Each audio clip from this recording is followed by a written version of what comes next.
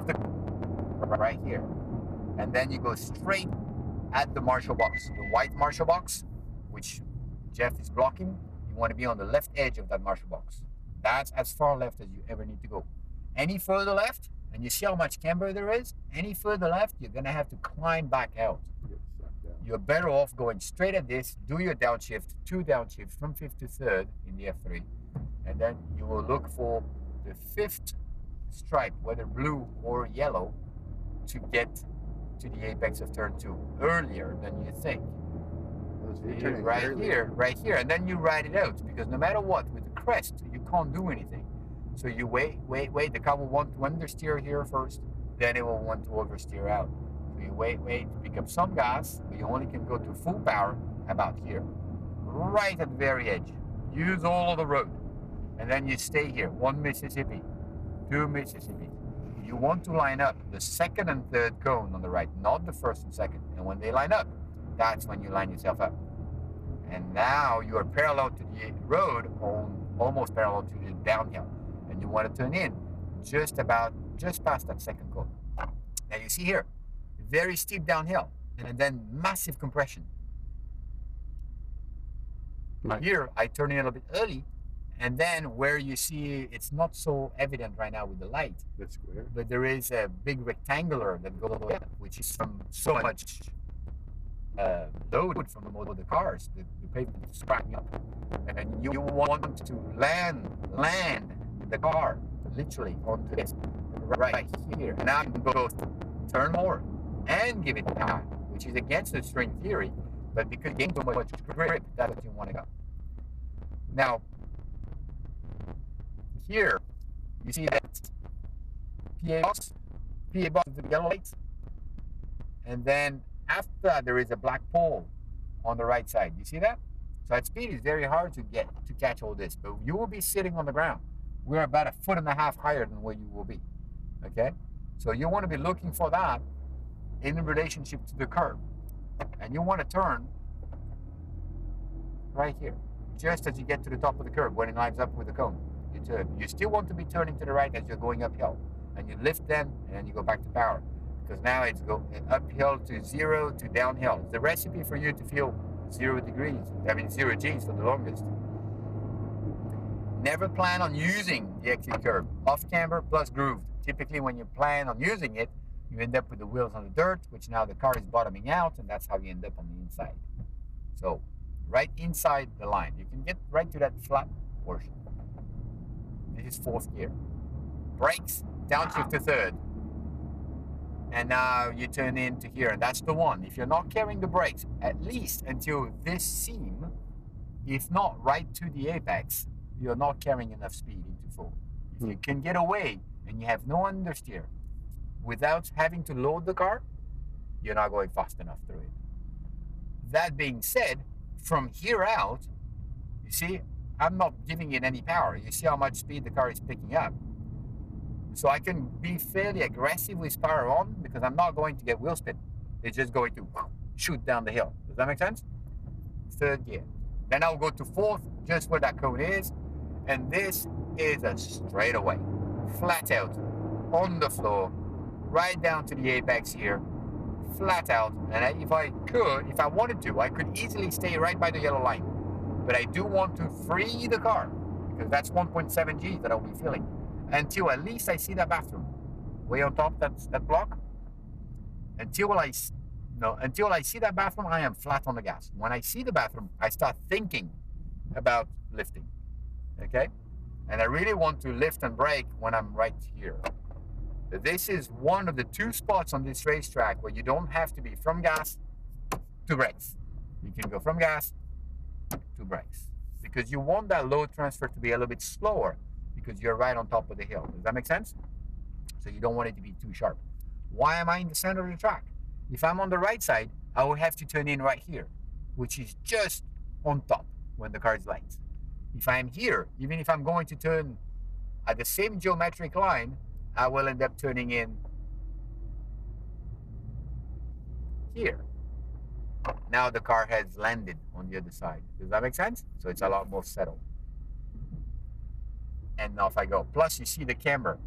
No camber on the inside, no camber on the outside, camber right in the middle. It's almost like an oval right here, just downhill oval. And you can ride the middle of the course, back to some power, then you see the timing boards, and then when you see the apex, you start to bring the car back in.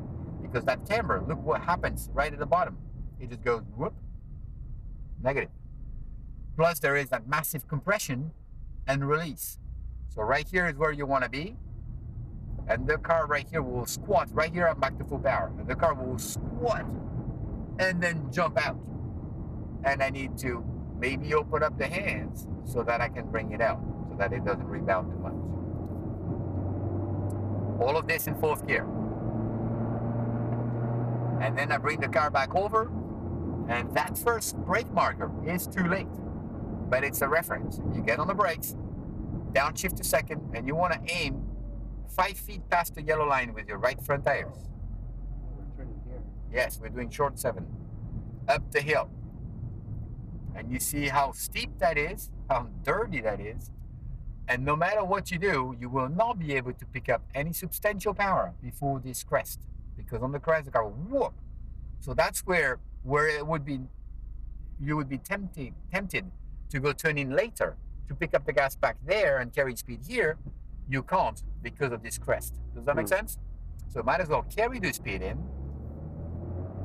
and then go. Now this is a straightaway, flat out, 2nd to 3rd, 3rd to 4th right here, but you can go straight curb to curb. No need to compromise, just go straight. 4th to 5th, flat out. Use all the road. Feels like the road is gonna fall away from you, but it's there. 2nd cone on the brakes, hard, down to 2nd gear. This is the only curb I want you to use. Use some of that curb here, back to power, lift again, some of the curb here, back to power, look at the dirt. And then from the dirt, you look at right at the seam between that gray and Toyota side. And then apex, and then Brazil IT.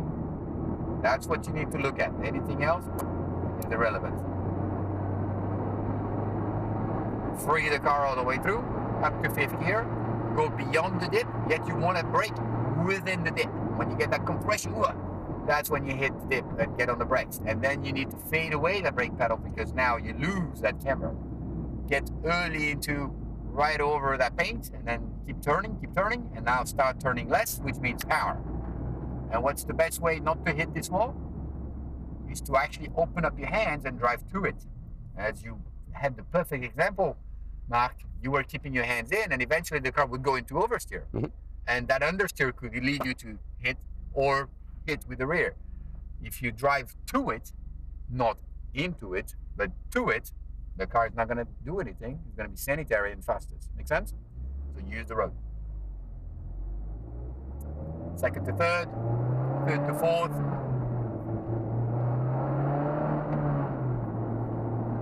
4th to 5th, just before start finish.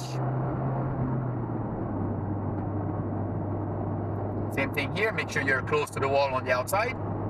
As you feel the start finish, you turn and you go right over the groove right here. And you look at my hands, look at my steering input. I put it there and it takes me right to where we were when we started. And then I just add more steering. So it was one throw. Does that make sense? Right. Yes. And then marshal box. 2 gears, down to 3rd.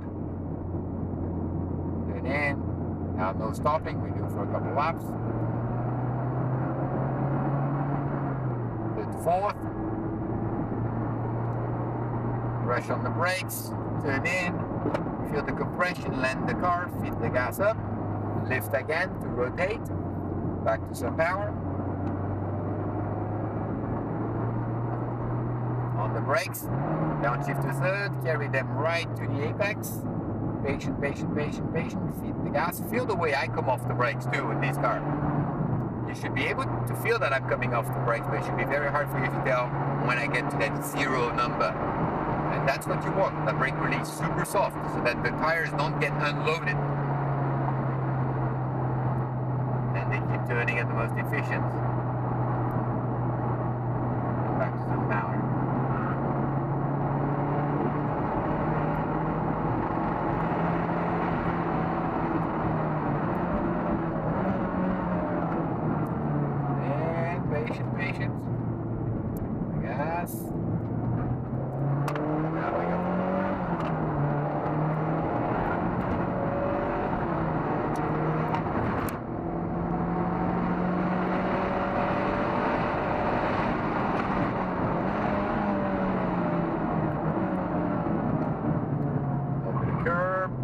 And the other way.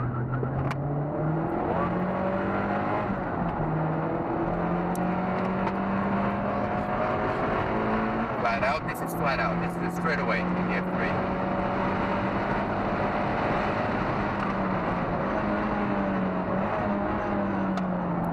Carry the brakes in. Patient. Feel my brake release. Back to power.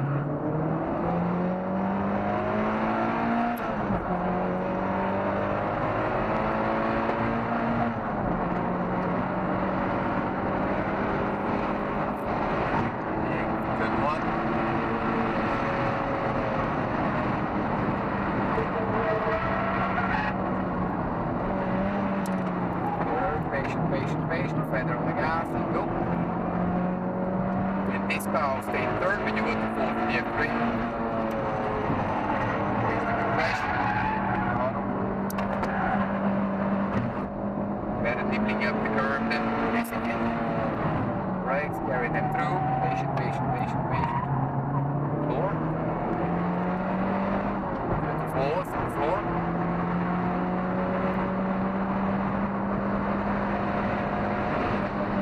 Brakes, carry them through. Patient. Feather on the gas. Floor.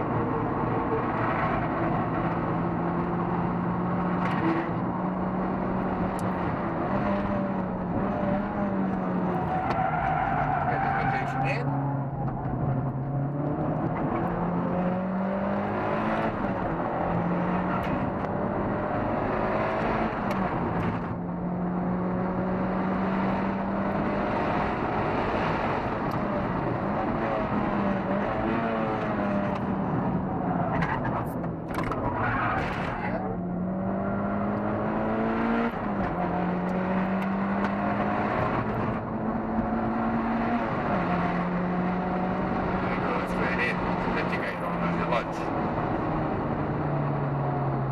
Just like that.